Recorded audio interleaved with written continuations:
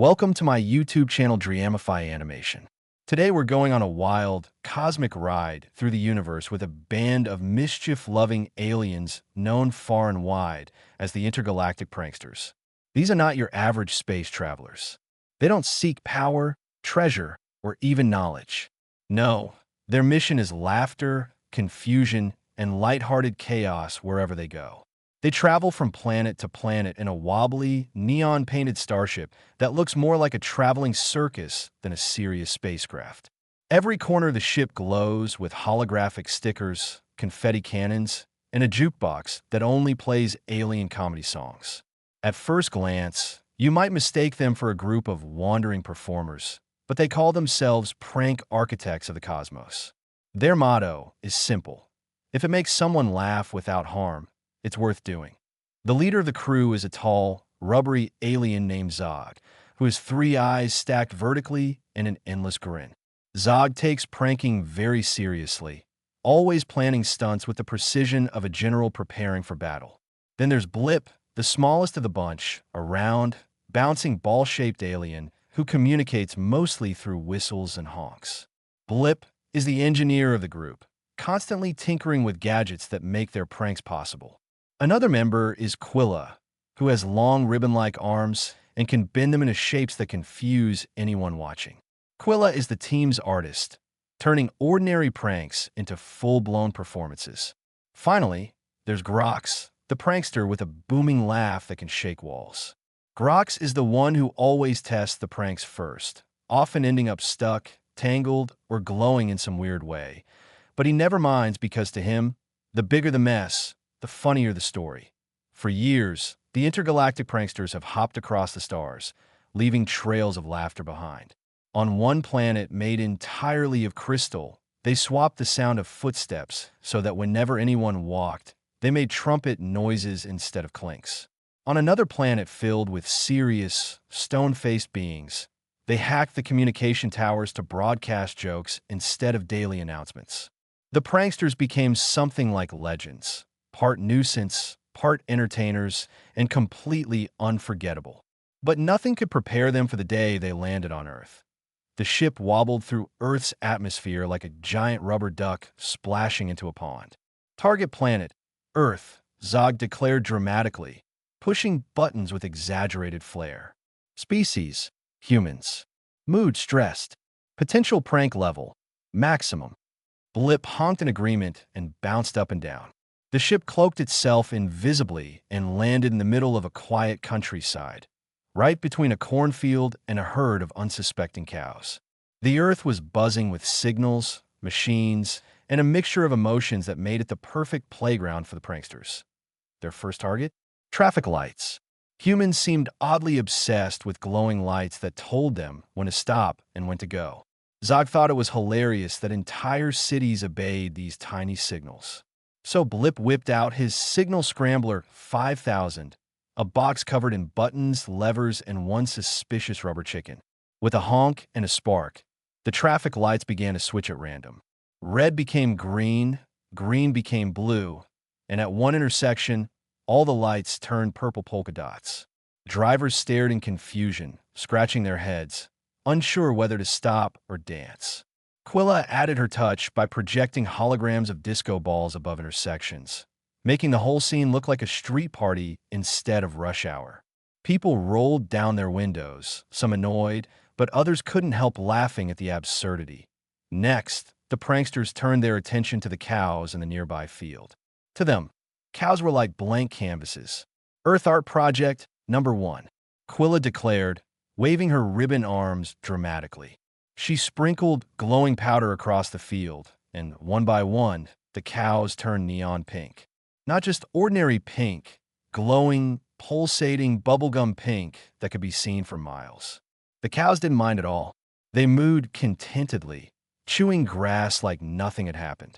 But when a farmer came outside and rubbed his eyes, he nearly fainted at the sight of his herd glowing like giant cotton candy on legs.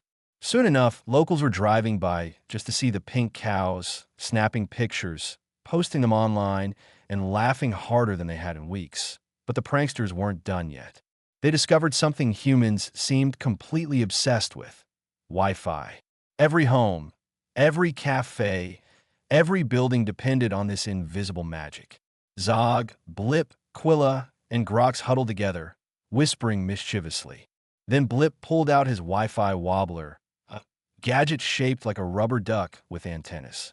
He flipped a switch, and suddenly Wi-Fi signals across town grew 10 times stronger, but only if you danced. The moment you sat down, the signal dropped. People at home discovered that their streaming worked perfectly when they wiggled their hips or waved their arms. Office workers started moonwalking between desks just to keep video calls stable. In coffee shops, customers jumped up and down with laptops in hand, laughing at the ridiculousness. Soon enough, entire groups of strangers were doing impromptu dance routines in parks, all to keep their connection alive. The pranksters floated invisibly above it all, watching, laughing, and recording everything for their collection of best galactic gags. Grox's booming laugh echoed so loudly that some people thought thunder was rolling in. But the humans weren't angry. In fact, laughter spread faster than confusion. Neighbors who hadn't spoken in months were dancing together for Wi-Fi. Drivers stuck at intersections turned their cars into mini dance floors with flashing lights. The farmer who owned the pink cows started selling cotton candy milkshakes, proudly advertising his neon herd. The pranksters had succeeded in their mission. Earth was laughing, but not everything went smoothly. One evening, as they were preparing a new prank involving giant holographic squirrels chasing people through the park, the pranksters were spotted by a curious kid. A boy named Leo was wandering outside with his telescope when he saw the shimmering outline of their ship. Instead of running in fear, Leo waved. Zog, surprised by the bravery, waved back. The boy's eyes sparkled with excitement. "Are you guys aliens?" he whispered. Quilla floated down, her ribbon arms curling playfully, and nodded. Leo grinned. "Cool. Can I join your pranks?" The crew exchanged glances. Never before had they let a human in on their tricks. But Leo's curiosity and laughter fit their spirit perfectly. Soon enough, Leo was helping them design Earth-specific pranks. He suggested filling school lockers with harmless holographic kittens that meowed in harmony. He showed them how humans love balloons, so Grox released thousands of glowing balloons that hovered just out of reach, making people jump and giggle as they tried to grab them.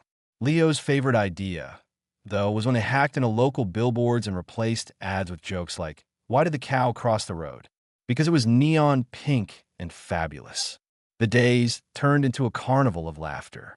News channels reported strange but harmless events sweeping across towns. Traffic light discos, glowing farm animals, Wi-Fi dance-offs, holographic kittens, and balloon showers. Scientists scratched their heads. Officials shrugged. But the people? They laughed, danced, and bonded with each other more than ever. For the pranksters, this was the greatest success of their career. As the sun set one evening, Zog looked out over Earth from the ship's deck.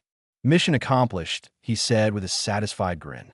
Earthlings laugh, stress reduced, joy levels maximum. Blip honked happily. Quilla sketched neon doodles in the sky. Grox let out his booming laugh, shaking the stars.